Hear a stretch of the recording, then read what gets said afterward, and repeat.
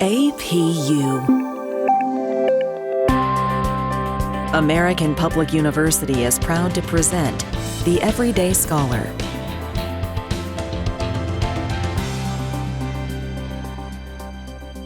Hello and welcome to this latest edition of our Voices in the Field podcast series, brought to you by the APUS Sports Management Program. My name is Jim Reese, along with my colleague, Dr. Brittany Jacobs. We'll be your host for today's podcast. Now, please welcome our special guest, Mr. Jason Golden, Chief Revenue Officer for Richard Childress Racing. Jason, it's good to have you. Welcome, and thanks for taking time out of your busy schedule for us. Jim, Brittany, appreciate it very, very much. Thanks for having me. Excited to be a part of this conversation today. Would you have thought when we were together at Ohio that we'd be doing this someday? I know I never would have. No, I don't think so. And I get that question a lot. I know that one was specific to this podcast, but I'm not even sure that when I was in college, I would have told you that I would have spent a majority of my career in motorsports and NASCAR racing either. It just is interesting how some kind of things happen along the way and in your career and the path that you end up on. And for me, it's been a good one, but certainly wasn't one that I necessarily would have mapped out when I was a young 20-something on campus, that's for sure. Now, mine hasn't changed, but I never thought I'd be doing podcasts, I can tell you that for sure, and enjoying it at the same time. But I'll let Britt pick up on this when she talks about your career path. I remember Andy and I visiting you at UNLV and then coming to see you at Las Vegas Motor Speedway. But yeah, Jason, it's really, you've done incredible, and you should be real proud of what you've, Chief Revenue Officer. Would you even have thought that job title back in college? No, frankly, not at all. Like I said, I knew that I sort of wanted to, I have the personality and kind of the type A personality to sort of be in an external role, if you will, right? To kind of use sort of the college athletics discussion, but sales, marketing, I had no idea exactly what that was going to be. And it just has kind of fallen into this. And now, yes, as the Chief Revenue Officer for one of NASCAR's biggest, most historic and storied teams is it's quite exciting, very interesting, and certainly not something that I would have predicted many moons ago, that's for sure. Jim, if you don't mind, I'm going to follow up on that and jump right into our career conversations.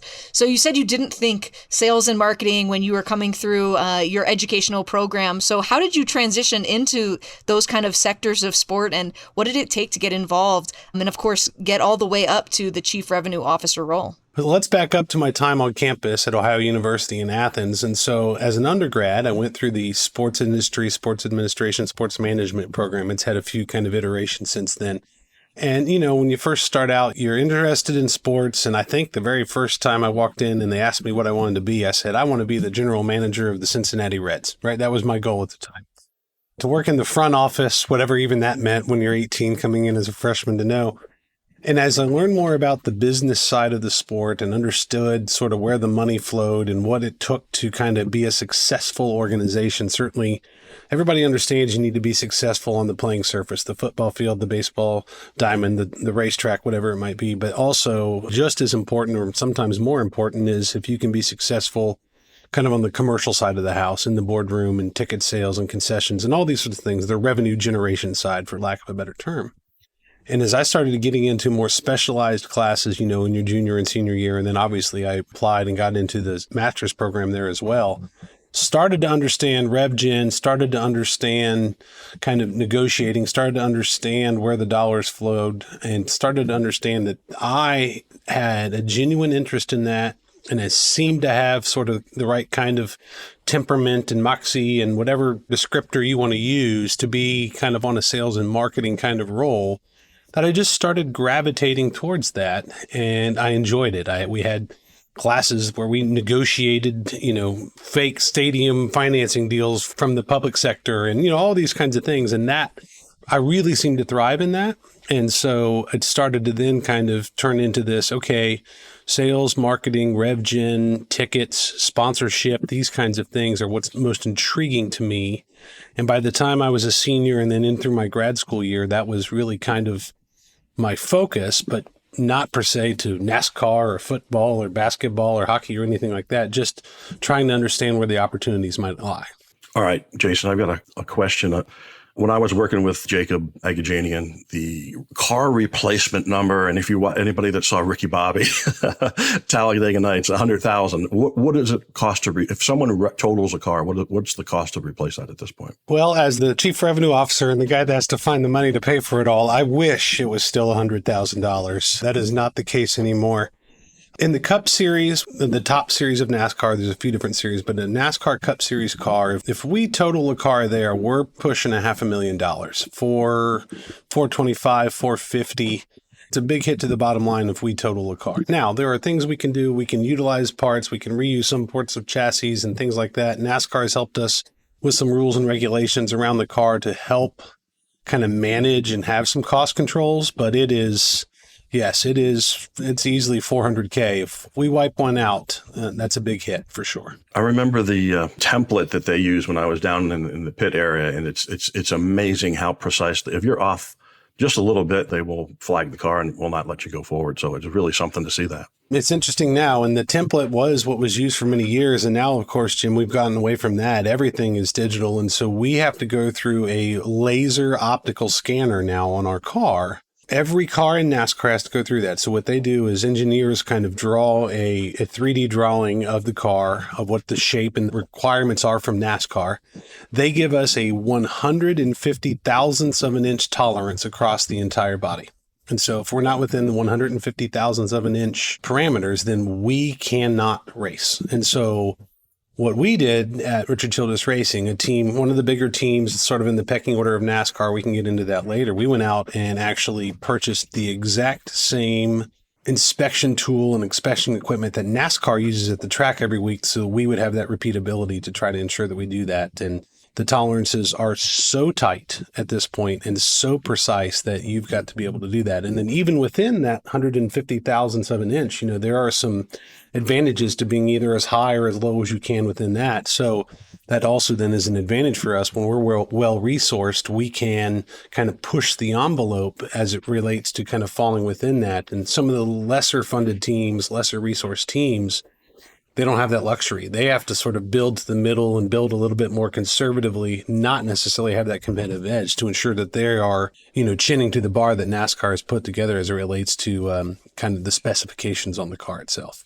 Well, now I'm really feeling old because the last time I saw it, there was an actual template that they set on top of the car to do it. That's how long it's been since I've been down in the pit. So, well, we used to call it the big metal claw, right? It sort of just looks like a big claw that would come down and sit right on top of the car. And the teams, we have a lot of really smart engineers. We found ways to sort of manipulate the claw. We knew where the claw would touch. We knew where the template would sit on the car. So NASCAR got pretty wise to that. And once the technology became such that they could kind of use a laser and optical scanner, that has removed some of the gray area, as they say in the rule book for us. Yeah, they put the kibosh on it, huh? Yeah, that's correct. Yes, sir.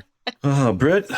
I was going to say, we're seeing that tech is becoming more and more integral to sport as we move forward. And of course, AI is this entirely new sphere of sport that we're running into. Are you all using AI or tech in any other ways? We really are. And so one of the things that I do, Brittany, many times when I'm talking about in my role, I'm trying to work on getting the corporate sponsors and the corporate partners to come in and sponsor our car, which helps us fund our organization. And one of the things that we try to do when we are in negotiations or even early conversations with some of our sponsors, we do a little bit of myth busting, right? Because some people still think that this is a bunch of hillbillies driving in circles and running moonshine and building cars in a dirt floor barn. And it just couldn't be any further from the truth. So trying to highlight the technology that we put into our cars and what we do is very important to us. And two areas that probably make the most sense. One, the amount of time that we actually get to practice with our cars on the racetrack has been reduced significantly over the years. So it used to be when we would go to a race, we would practice for 3 or 4 hours in several different sessions on Thursday and Friday and Saturday leading up to the race. Now we practice for 20 minutes. 20 minutes. And that really is just for us to kind of shake down the car to ensure that we have everything sort of put together, it's honed right, it's all these sorts of things. Nearly all of our practice and setup now is done in the cloud, in simulation, right? And so we'll do setups, we'll do thousands of simulated laps in our simulation software and in our setup. And so that's one area where technology has really played a difference, right? When we unload, quote unquote, unload off the hauler, we have very little time to make any adjustments to the car. We've got 20 minutes. We practice and then literally go right into qualifying. And so we have to ensure that we've got our parts and pieces and our setup as honed in as possible. And that's done through the simulation.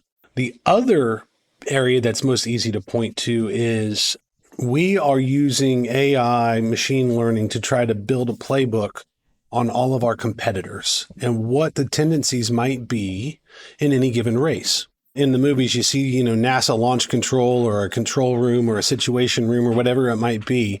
We have one of those as well. We have a nerve center here in our facility in North Carolina that is manned by dozens of race engineers on race day with direct communication to the track, pulling all of this data and telemetry off of the cars to understand what they're doing. And then we also went out and partnered with a group called Row AI to write predictive analytics software and AI for us to start to understand what might happen in a race.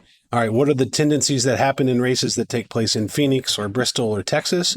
But then also, what are the tendencies of Brittany as a driver and Jim as her crew chief in any given situation? Is she going to pit and take 2 tires or 4 tires or stay out or take fuel? Does she typically have a tendency to run longer or shorter on fuel runs? All of these kinds of things, because then we are trying to take that into consideration for us to make the best decisions we possibly can and optimize our performance. And we can point to a couple times in which the tool helped us win a race when we otherwise probably would not have, because the tool made a recommendation to us that was counter to conventional wisdom or what the gut decision might normally had been. We finished a race a few years ago at Texas Motor Speedway where we finished first and second. We won 2 in that race. And NBC ended up writing an article about it and putting it on NBC Sports the next week. Instead of sending one of their pit reporters to the track to report from there, they came to our headquarters to sort of highlight what we were doing. So they had an article, you can look it up, how a decision 1,200 miles away from Texas Motor Speedway helped RCR win the race. So technology, AI, simulation, all of that is very, very integral to our success. And then again, looking at it from a revenue side also has been another area in which we have to ensure that we are well resourced to be able to compete at the highest level.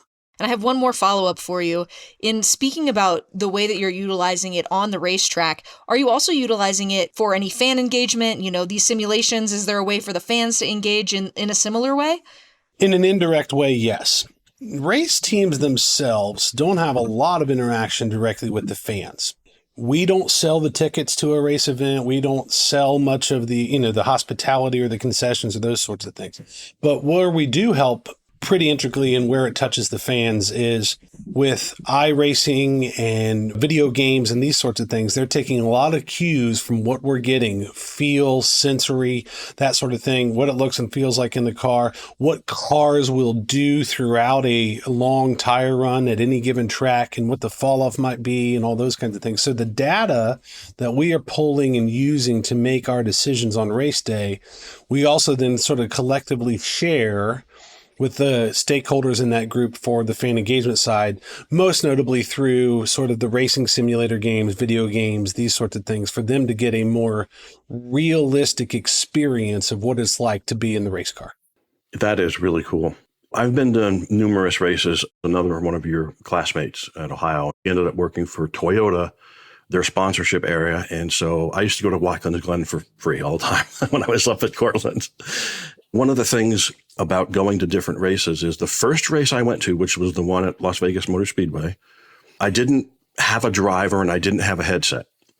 And it was a different experience to when I started having a driver and wore the headset at the race, because speaking about, Britt's comment about fan experience, that's where I really connected with the teams and the drivers. And so that is a way, and it is fascinating to listen to the back and forth that, and you can switch to any car, which was really cool too.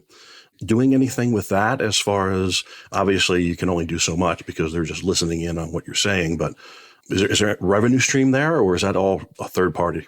There's not a direct revenue stream to us, but there is one sort of for the greater good. And then there's some back of house sort of rev share things that happen with the league. But that is still a very important piece for the fan experience and for the sponsor experience itself, to be able to hear and understand and sort of get into the cockpit, if you will, of the driver. So to listen in on the headset, that is a mandate by NASCAR to ensure all the radio communication has to be open. We cannot have a secret channel, an encrypted channel, none of these things. None of the teams can. And that is by design, right? We all could have our own encrypted channels if we wanted to, but they want the fans to be able to know and hear that chatter between the driver, the spotter, the crew chief, the race engineers, the voices that are in the driver's head. Now, another step that's gone a little further, every car now, Jim, does have a camera in it to kind of give you the driver's POV.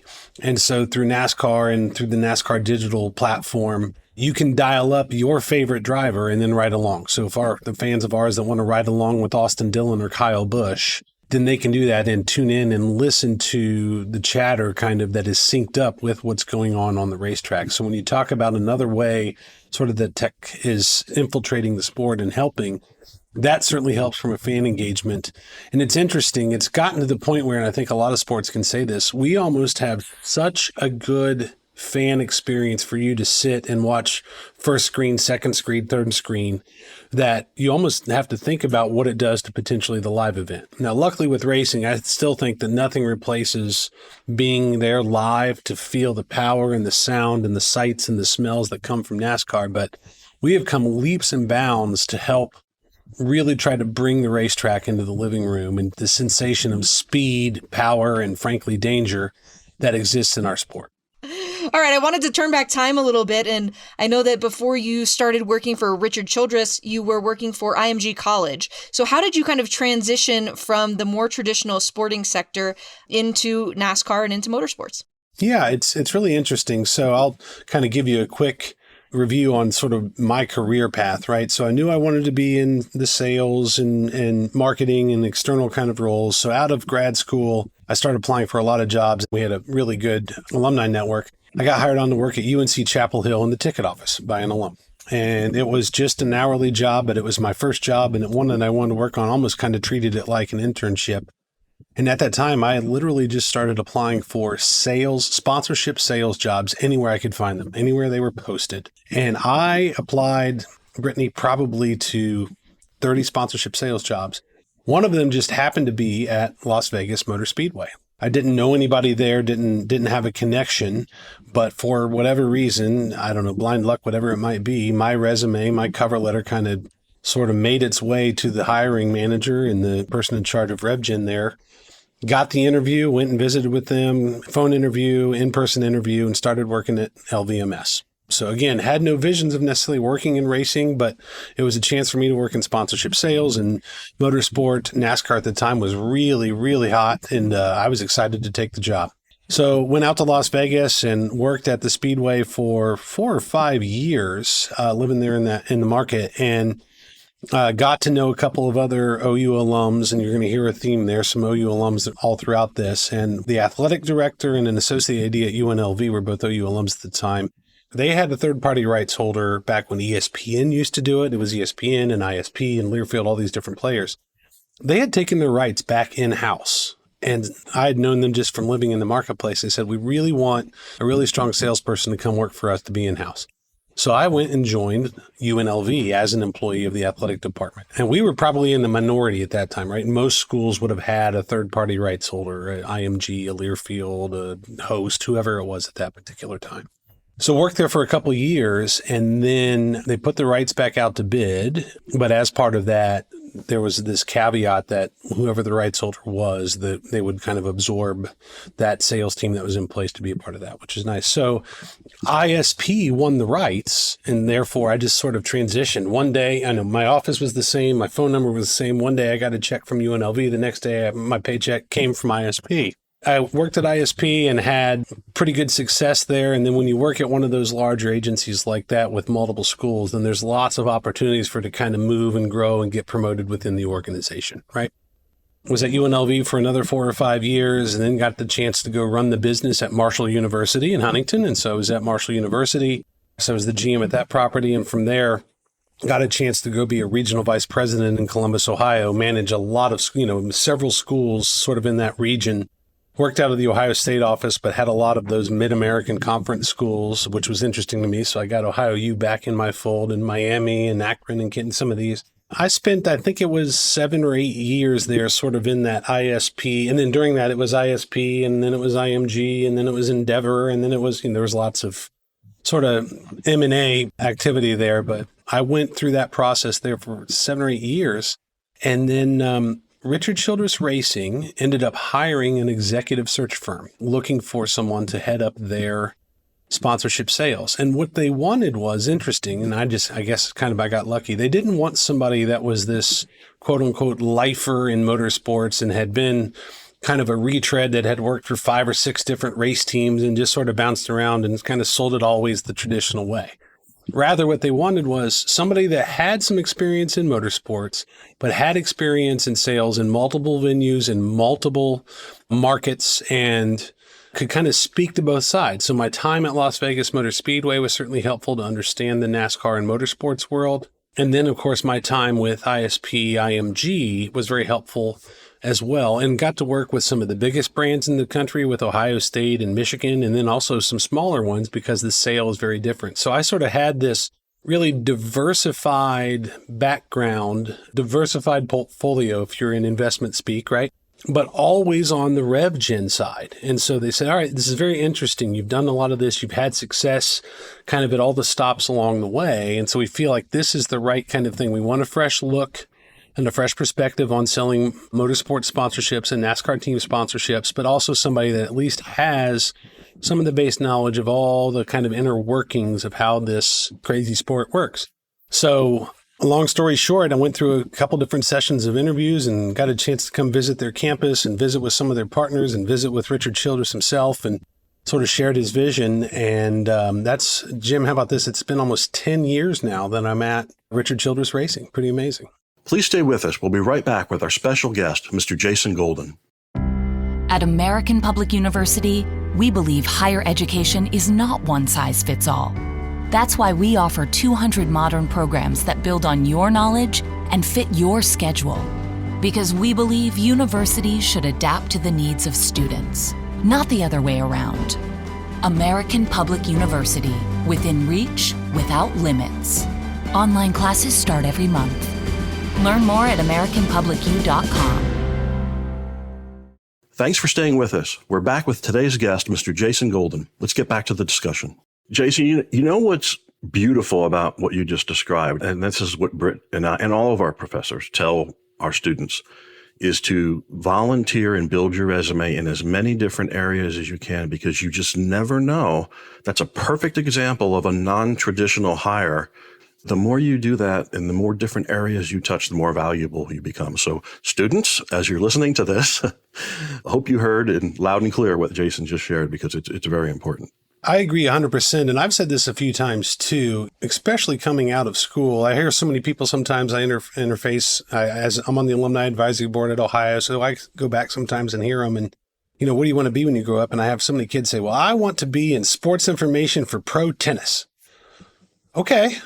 That is a great goal, but if you're only going to take a job in pro tennis, boy, you're really limiting yourself initially, right? And so if you can get your foot in the door and gain experience and illustrate that you're valuable to an organization, there's plenty of opportunity for you to kind of then grow and shift and turn and learn what makes the most sense for you. But you got to be open-minded, especially when you're trying to get that initial job. Get yourself in the industry, start to make connections, do your job really, really well. And if you do, it'll pay off.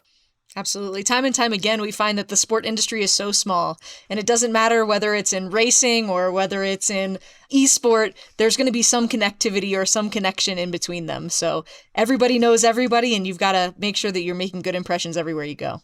Agree 100%. So yeah, for the students listening, I would encourage you to be as open-minded as possible. Try to be as willing to branch out and take a risk and take a leap if you can. Early in my career, I've been here now for 10 years, but I also could joke that my wife is a saint. I could probably go pro in moving, because I moved a lot of times, right? In several different abodes and several different places along the way, because I was trying to sort of build this career and build this experience and understand what's out there and really get a varied background to ensure that I was as well-rounded as possible. And so if you have that ability to do that and to be open-minded and to be able to potentially take a leap and move to a different city or state for the opportunity, if you don't limit yourself as much, then if you have that ability to do it, you really should. I encourage you to do so. We tell our students to put yourself in a position where you can take advantage of those when they come along. Correct. That was advice I was given. We try to share that with all of our students as well. So I've got another question here. It's to change topics a little bit, but let's do it. All right. Jason, one of the problems we had when I was with the Broncos, we used to have athlete events all the time at the ticket office at the stadium, and we had a heck of a time getting the athletes to show up because it wasn't in their contract. So my question is, do you include that in your contracts with your drivers? Because otherwise it can be a nightmare trying to get, you make a commitment to sponsors, the athletes don't show up. So yes. And so I would say that's one of the bigger differences between NASCAR and we use the term the stick and ball sports from time to time. So sponsorship for a NASCAR team is the single largest line item that we have. And that's not the same for an NFL team, right? Their single largest line item is probably the TV money, and then it's probably tickets and gate and merchandise and all these other things, right? And sponsorship is probably pretty far down the pecking order. It's probably not in the top 5, depending on the market, I know. But ours, it is number 1. We don't receive any ticket revenue that goes to the track. We don't really receive any TV revenue that goes to NASCAR and the tracks. There's a little bit that flows through in form of race and purse and winnings and that sort of thing. So sponsorship is the lifeblood of a NASCAR race team. And because of that, corporate sponsorship and partnership is so ingrained in our sport. Literally, it's the uniform that we wear, right? When we look at branding on our car, on our driver's uniforms, it's the RCR logo, which you can see here on my shirt, because we have to brand our car. But people root for the brand of the car, the Caterpillar car or the Bass Pro Shops car, whatever it might be. Other sports, they don't do that, right? They root for the Caterpillar car, or they root for the Dallas Cowboys, not the Dallas Miller Lights, right?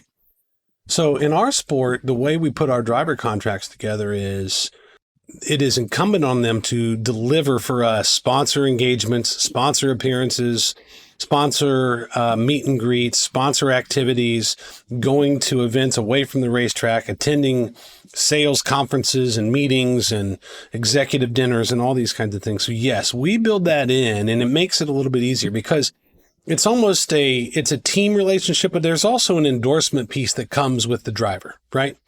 I used to use the example back when Aaron Rodgers was playing for the Packers. State Farm had a huge deal with the Packers, but then when they wanted Aaron Rodgers, they had to go cut a whole nother deal with Aaron Rodgers to be able to use that. When Bass Pro Shops wants to have a relationship with us and with our driver, Austin Dillon, it's one stop. It's one stop, and we can kind of deliver all of that because that is the most important. And drivers know it too. We have to build that into their contracts. Without sponsorship, the drivers don't have a job. Now, the Denver Broncos could potentially lose most of their corporate sponsors in any given year, and the players would still have a job, and the team would do just fine. But if we didn't have our sponsorship, the drivers would lose the job, and the team may not exist based on how big or small that organization is. So that's a long-winded way of me saying, yes, we build a lot of that in. The way a NASCAR driver gets paid, at least at the big teams or at a place like RCR, is we provide them with a base salary to do X number of things, drive the car, and also all of these other sort of corporate and commercial activities that we need for our corporate sponsors. And then they win a percentage of the race purse that is awarded to the team. And we do that to incentivize them, right? Because if you finish first, you made more than when you finished 5th, and you made more than when you finished 10th. So it's a base salary plus a percentage of purse for the drivers. And that base salary does capture much of these other kind of requirements that we have for them to do for our corporate sponsors. But on the stick and ball world, it's, hey, we'd love you to come do this, or can you and won't you? And it's just not as much sort of need or connectivity from the player to do it. And frankly, many times it's not a contractual obligation. So it's just simply not going to happen. Jason, you set up our next podcast beautifully, because that one is with the director of corporate partnerships with the Denver Broncos. So there we go. We'll have the back-to-back right there. So Britt, I'll turn it over to you for the next question. Yeah, speaking about sponsorship and how important it is in racing, when you think about the sizes of your teams, are they significantly bigger? Do you have a lot more sponsorship managers, coordinators, et cetera, than you might see, like we're talking about with the Denver Broncos? Yeah, we probably do. It's interesting. Let me just kind of give you an overview on the way our sponsorship model works and what our sponsorship team looks like, and that'll probably sort of answer your question, right? So we field 4 full-time teams. We have 2 full-time teams in the NASCAR Cup Series, and then we have 2 more in what is now called the NASCAR Xfinity Series. It's had a few names, Nationwide, Busch Series, that sort of thing. So it's sort of, if you put it in baseball terms, it's the major leagues and then AAA, right? And we will need somewhere in the neighborhood of $50 million in sponsorship to operate those teams. And we get that $50 million, though, from roughly 50 partners. So we go very deep with a smaller, in the grand scheme of things, number of sponsors than others. When I was at IMG and at many of the colleges at Ohio State, we probably had 150 corporate partners of some kind. I bet you many NFL teams have 100 corporate partners of some kind. Ours is only 50. So the number of times we ring the bell for a sale is not very frequent. So the sales team is not as big, but the, for lack of a better term, partnership marketing and fulfillment team is quite big.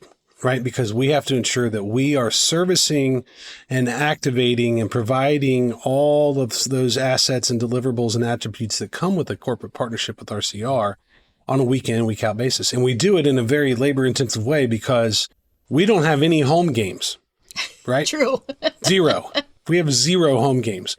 We have 38 race events every single year. And for 34 of them, we're boarding an airplane to go to it. Right, other than Charlotte Motor Speedway here and Martinsville Speedway close by. So it's labor intensive, very expensive, and it requires a lot of hand holding because of the size and scope of what those corporate partners are. Right, again, $50-ish million in sponsorship from 50 partners. We have the equivalent of probably what would be 3 or 4 naming rights partners. We have several mid 7-figure partners. We have 1 8-figure annual partner. And so that is much bigger than the Columbus Blue Jackets, right? They probably have a couple partners that are in that range and a lot smaller. A small sponsorship deal for us is a few $100,000. Thank you for that. It's super interesting to think about how each of those different departments might be structured from sport to sport. Yeah, it is very different. So, and the sheer numbers for us, we have roughly between sales and sponsorship and content creation and public relations and communications and fulfillment and logistics and hospitality and all those kinds of things. We probably got 20 people that are just there for sponsor services only. Well, listen, Jason, we are running just about out of time here. So I want to ask my last question, which is kind of how I end up each of these. And it's what's next for Jason Golden? Where do you see yourself? And I mean, you want to stay in racing or do you have other ambitions? That question was posed to me not that long ago, and I stuttered and stammered with it like I am now. No, here's what I would say. I have enjoyed very much my time at RCR and in the role that I'm in, being on the executive team for Richard himself and on his, almost like the president's cabinet, if you will, right, with him. And I've gotten to learn a ton about how this organization runs and how a professional sports organization runs, certainly on the racing side. And because revenue and sponsorship are so important, I've probably seen more than I might have if I was in a similar role with a professional stick and ball team, right? Because even sponsors can impact what happens on the racetrack and who the drivers might be and who some of the players might be on the pit crew, all those kinds of things. So I guess I would like to eventually probably have the opportunity to run a professional sports organization. I use that generic term on purpose because could it be another race team? Sure. A NASCAR team, an IndyCar team, a drag racing team in the motorsports world? Sure, possibly. But it also could be, more traditional stick and ball operation or maybe even an agency chapter somewhere that might make sense for me. But I'd like to probably take that next step in running the entire organization, at least the commercial side of the house, if it's in sport, because I feel like I'm well positioned for that after all these years on the RevGen side and understanding how integral it has been with a NASCAR race team. But at the same time, this is a pretty good gig. And so I'm not looking to leave anytime soon, but if that right opportunity presented itself and I had the opportunity to run an organization, I certainly think that'd be something I'd be quite interested in doing. What a great, honest answer. I love that. Because a lot of people will dance around that. I love that response. Fantastic. Britt, do you have anything else before we wrap things up? I do have one more question for you if you have the time. Sure. All right. So we talked a lot about RevGen today, and I know that a lot of students coming into sport management are afraid of finance in some way, shape, or form, right? It's a little bit scary when you get the numbers and the math involved. So what advice would you have to students that are a little bit fearful of sport finance or RevGen or these potential opportunities? I get it. It still can be intimidating. And every year when I get into budget and forecasting for the next year, I want to pull my hair out and I got to lock my door and just sort of, just focus, right? And I'm not going to lie, I'm not going to sugarcoat it. That's the reality of the situation. But I will say this, if you can demonstrate, and I know that I get that I'm a biased lifelong sales or RevGen person, but if you can demonstrate that you have a good handle and an understanding on how the money flows in an organization or how the dollars impact an organization. So therefore, understanding the finances and understanding budgeting and understanding forecasting, those kinds of things, especially if then you can illustrate that you understand it and you can help generate it, there's always going to be a position for you at your organization or any others. Many times throughout the years, I've heard of organizations that have to do a little bit of a cutback here or a downsize there or any of these kinds of things. And a lot of the time, the folks that can either generate the revenue, have a good command on the finances, and understand the numbers, they're more essential than those that can't. And so I would certainly lean into and say, yes, it can be intimidating. Yes, it can be. I was not a finance major, but I certainly now have and understand what I need to do to understand how to read a P&L and put together a general ledger and understand how to forecast and understand how to budget and understand how to, amortize and understand how, think about cash flow and all these kinds of things. And I say, I believe that is extremely valuable for you, because if you can do that and demonstrate that and have a handle on that, then virtually any kind of organization is going to need someone like you because you have a good handle on that, whether that's in racing, in banking, and it doesn't matter, in IT and tech. If you can do that, if you can generate it, you understand how it works and can manage it, you're very valuable to that organization. That's a great answer. Thank you so much. What a great question and great answer to wrap things up. Jason, anything else you'd like to add before we finish up? I would only, again, encourage your students as they look at trying to build and kind of take that first step out in their career, be open-minded, be willing to take a risk, be willing to even fail, because guess what? Everybody does, right? I've made mistakes and I've failed and I've made wrong moves. Everybody's going to do that. Sometimes some of the best life lessons and the best opportunities to learn come out of a failure. But just remember that it's your next job. It's not your last job. I think that's really, it's simple, but it rings true, because you can still hold on to that dream of being the, sports information and pro tennis, but that might not be the first couple jobs that you have to get there. If you don't limit yourself, you've got tons of upside. That's for sure. I can't speak for Britt, but I can say that that's one of the things that keeps you going, working in teaching, and is that to see that kind of growth, and it's just amazing. So, well, thank you for the kind words, Jim. I appreciate it. I appreciate it very much. I've enjoyed it. For our listeners, thank you for your continued support of our Voices in the Field podcast series. Due to requests from students interested in a career in marketing, as I said earlier, our next guest will be Derek Thomas, Director of Corporate Partnerships with the Denver Broncos. Until then, on behalf of myself and my colleague, Brittany Jacobs from the APU Sports Management Program, this is Jim Reese saying so long. For more information about our university, visit us at studyatapu.com. APU, American Public University.